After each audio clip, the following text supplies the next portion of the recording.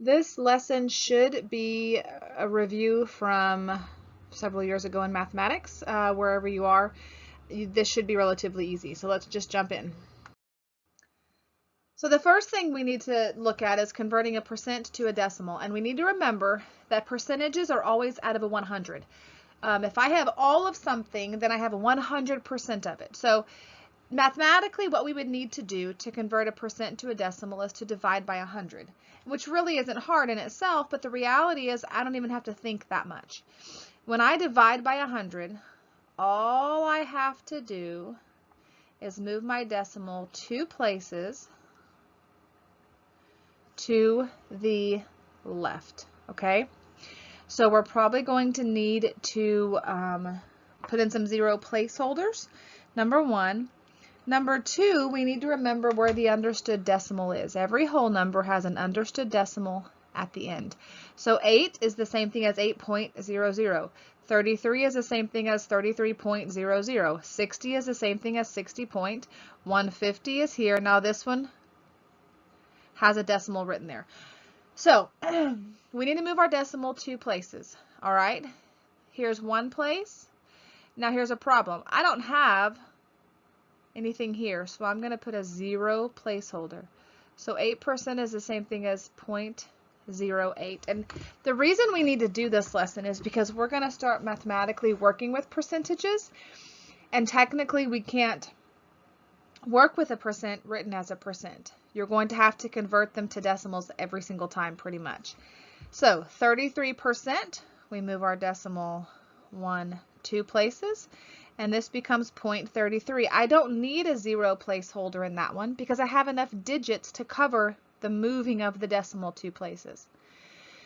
60%, I have to move it 2 places, and again, I don't need a 0 placeholder.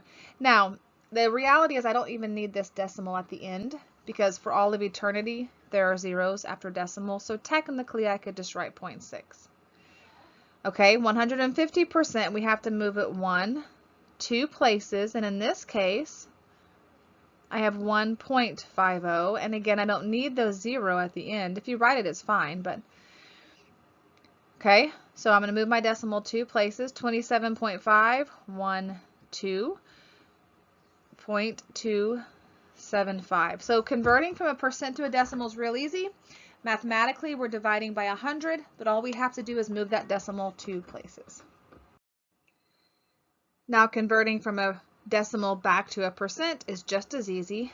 Technically, what we would have to do is multiply it by 100, and which is really easy to do, except that, again, we don't even have to think that much because we're just going to do the inverse or the opposite. And when we are going from a decimal to a percent, we move our decimal 2 places, but this time we move it to the right. So here's my decimal. I'm going to move it 2 places. And just like before, if I don't have enough numbers, I need to put a 0 placeholder. So 0.4, move your decimal 2 places, it's 40%. 0.67, 2, it's 67%. 1.912, oh, I need a placeholder here, so this is 190%.